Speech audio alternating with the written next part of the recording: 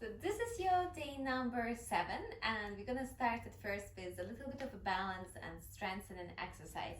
So it's gonna be hip airplane exercise. So you have to stay straight and think about the deadlift. So as much as possible, try to keep the bottom leg straight. Micro bend is fine if you feel uncomfortable to lock out your knees, but try to maintain more or less straight leg. We're gonna hinge forward, which means your lower back is gonna be straight, your body is gonna be straight, and you're gonna lift one leg until you kind of parallel to the floor. From here, you're gonna try to open up. You can keep your arms open. You're gonna try to open up to the side, come back, facing forward, and drive from your hip up. We're gonna do it 3 times on each leg, alternating. So again, straight legs, going forward. You can keep your hands by your side, on your waist, or open wherever you prefer. Try to open your hip, activate your glutes, open as much as possible, square, and back up. You can see the difference as well. Obviously, it's difficult to maintain both sides exactly the same, but try to work on the weaker side a bit more. Facing down, back down. One more time on each side, going forward, straight back, activate your glutes, rotate from the hip, engage your glutes, face forward, come up. It's also an excellent exercise even for your ankles because you have to build a lot of stability. Open up to the side, face down, drive from your hip. Last time, be like as straight as possible. Rotate, face forward, and down. Amazing. Let's get back into your squats, and we're gonna sit there again for 30 seconds. So let's get back to it. So again, if you feel like you need an extra time to loosen up your ankles, we just did one exercise yesterday, so you can always edit your ankle stretch. Just have about 5 seconds.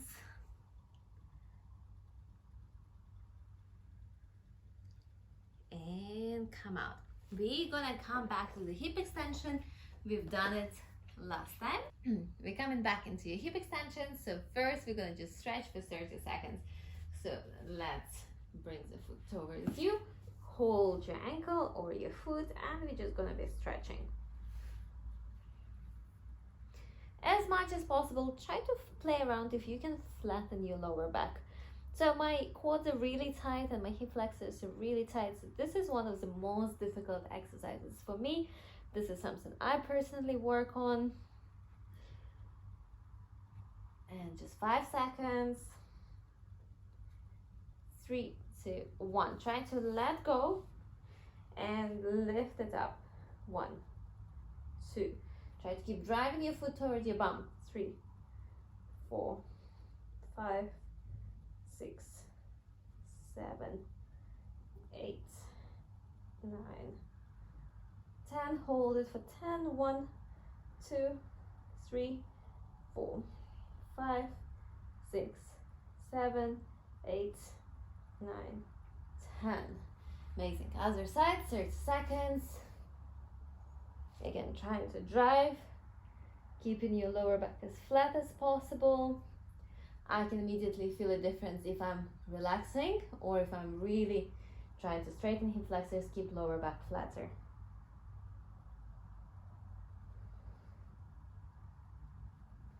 It's 5 seconds. 3, 2, 1. I'm gonna let go and try to lift. 1, 2, 3, 4, 5, 6, 7, 8, 9, 10. Holding. 1, 2, 3, 4, 5, 6, 7, 8, and 10. Whew. So this is the hardest exercise for me. You might be easier with it. It all depends. We all have different issues. So let's get back to the squat. 4 to 5 seconds. Let's give it a go.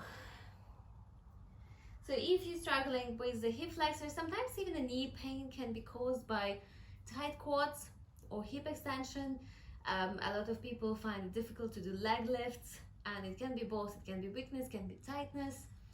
So there are so many reasons, and you really want to play around with different exercises, different angles, just to understand what works for you better. Where do you feel the tension? Where do you feel effect coming after this?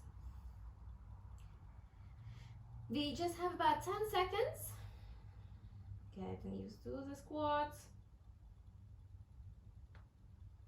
3, 2, and 1. Amazing. Next exercise is going to be Sissy squats, and I highly recommend to put a pillow or something higher, or like a block in the beginning, and just make sure that your knees are not hurting when you're doing it. We're going to start with just about 5 repetitions. I have a magic pillow over here.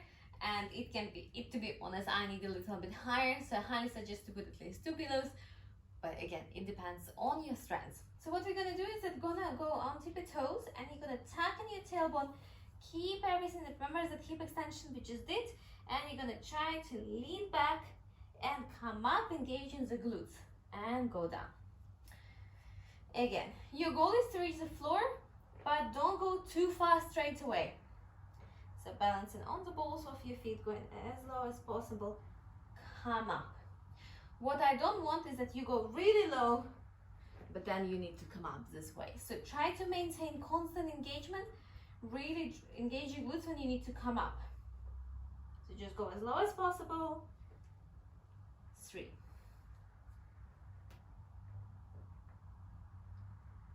4. 1 more.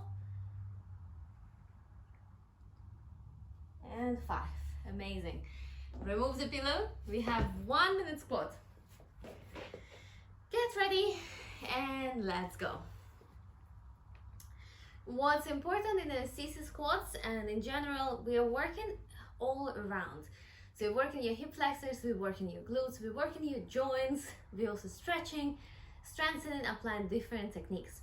In Sissy squats, it's a brilliant exercise if you want to strengthen your knees, also work on your hip flexors and hip extension. But remember, take it step by step.